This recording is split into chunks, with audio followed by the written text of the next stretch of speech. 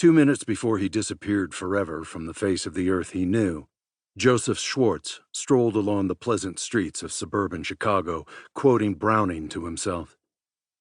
In a sense, this was strange, since Schwartz would scarcely have impressed any casual passerby as the Browning-quoting type. He looked exactly what he was, a retired tailor, thoroughly lacking in what the sophisticates of today call a formal education. Yet he had expended much of an inquisitive nature upon random reading. By the sheer force of indiscriminate veracity, he had gleaned a smattering of practically everything, and by means of a trick memory, had managed to keep it all straight. For instance, he had read Robert Browning's Rabbi Ben Ezra twice when he was younger, so of course, knew it by heart. Most of it was obscure to him, but those first 3 lines had become one with the beating of his heart these last few years. He intoned them to himself, deep within the silent fortress of his mind, that very sunny and very bright early summer day of 1949. Grow old along with me, the best is yet to be, the last of life, for which the first was made. Schwartz felt that to its fullness.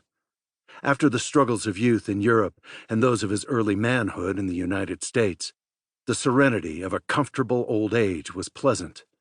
With a house of his own and money of his own, he could, and did, retire. With a wife in good health, 2 daughters safely married, a grandson to soothe these last best years, what had he to worry about? There was the atom bomb, of course, and this somewhat lascivious talk about World War III, but Schwartz was a believer in the goodness of human nature. He didn't think there would be another war. He didn't think Earth would ever see again the sun-like hell of an atom exploded in anger.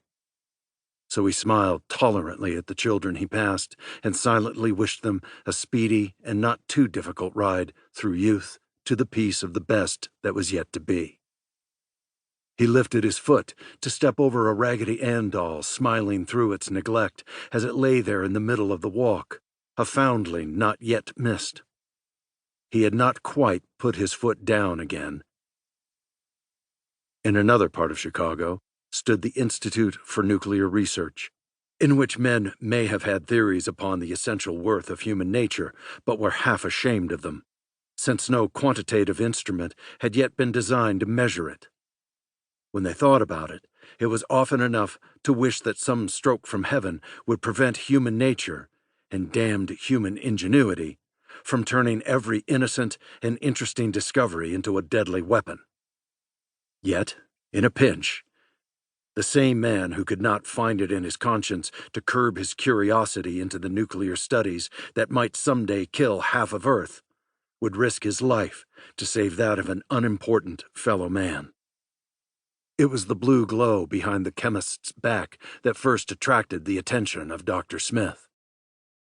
He peered at it as he passed the half-open door.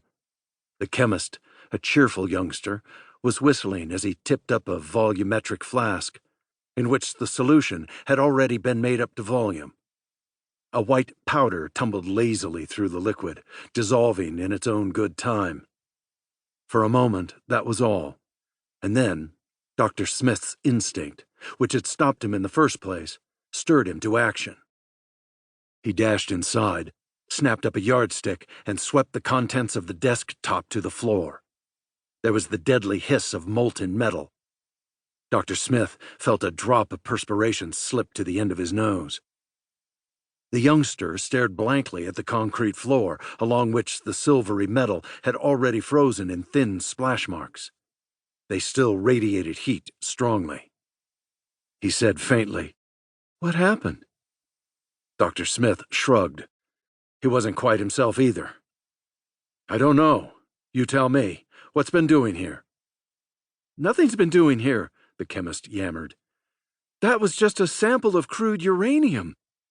I'm making an electrolytic copper determination. I don't know what could have happened." "Whatever happened, young man, I can tell you what I saw. That platinum crucible was showing a corona. Heavy radiation was taking place." "Uranium, you say?" "Yes, but crude uranium, and that isn't dangerous. I mean, extreme purity is one of the most important qualifications for fission, isn't it? He touched his tongue to his lips quickly. Do you think it was fission, sir? It's not plutonium, and it wasn't being bombarded. And, said Dr. Smith thoughtfully, it was below the critical mass. Or at least, below the critical masses we think we know.